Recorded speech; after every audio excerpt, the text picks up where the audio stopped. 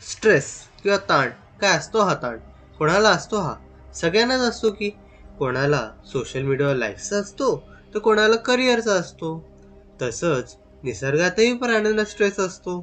कोणाला अन्न निवारा वाचवायचा स्ट्रेस असतो, तर कोणाला स्वतःला दुसऱ्या प्राण्यांपासून वाचवायचा असतो. सुपे आणि भिगवण या जागेवर खूप पोल्ट्री फार्म्स आहेत. तसे त्यांच्यामुळे पोल्ट्री डम्पिंग साईट्सही खूप आहेत. या डम्पिंग साईट्सवर कुत्रे आणि लांडगे हे सगळे खात असतात. पण सुपेमध्ये भिगवणपेक्षा जास्त डम्पिंग साईट्स आहेत.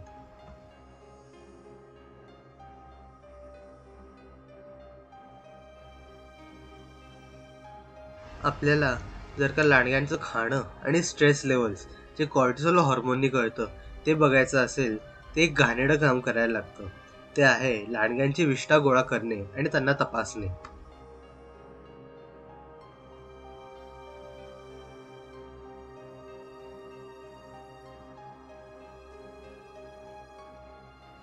स्कॅट ॲनालिसिस याच्याने हे कळालं की सुपे, भिगवण आणि झू या लांडग्यांच्या विष्ठांमध्ये अदर्स हे खूप जास्त आहे. अदर्स म्हणजे काय? म्हणजे न पचलेलं अन्न आणि माणसांच्या गोष्टी जसं की पुठ्ठा आणि प्लास्टिक. त्यांच्यानंतर हाडं आणि वनस्पतीचे प्रकार हे जास्त होते. आता कॉर्टिसोल ॲनालिसिस याच्याने हे कळलं की भिगवणच्या लांडग्यांमध्ये कॉर्टिसोल लेवल हा खूप अस्थिर होता. तसंच सुपे आणि झूच्या लांडग्यांमध्ये असं कळालं की त्यांचे कॉर्टिसोल लेवल वाढलेले असून थोडे स्टेबल आहे. पण सुपेमध्ये लांडग्यांच्या विष्ठांच्या नमुन्याची आकडा कमी असल्यामुळे काही ठोस परिणाम असं सांगता येत नाही. आता भिगवणच्या लांडग्यांमध्ये कॉर्टिसोल लेवल अस्थिर असल्यामुळे असं कळतं की त्यांच्यामध्ये ताण जास्त आहे.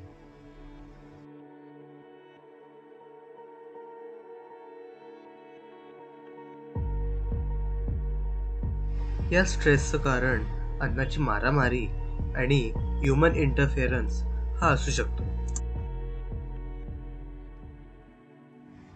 जर का असंच चालू राहिलं तर लांडग्यांची संख्या ही खूप कमी होईल. त्याच्याने इकोसिस्टमही कोलॅप्स होऊ शकतो.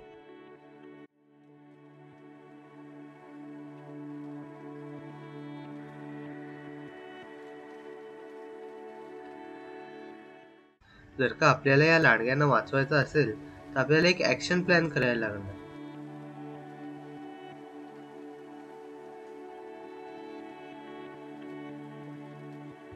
पहिलं, रिस्पॉन्सिबल लँड यूज प्रॅक्टिसेस म्हणजेच जागा नीट वापरणे, नैसर्गिक जागेत जास्त घुसणे नाही.